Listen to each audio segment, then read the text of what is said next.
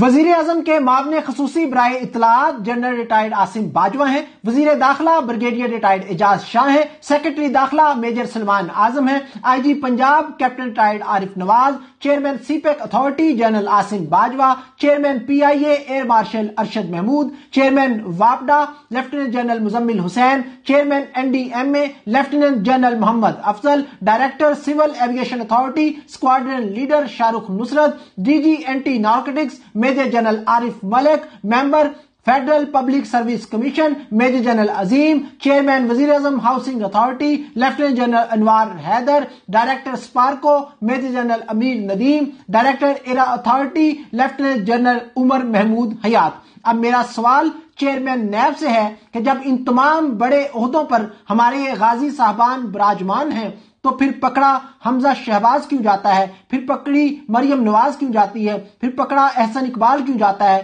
پھر پکڑا سلمان رفیق کیوں جاتا ہے، پھر پکڑا خواجہ سعد رفیق کیوں جاتا ہے؟ مجھے اور ساری قوم کو چیئرمین نیب سے اس جواب کی آرزو ہمیشہ رہے گی۔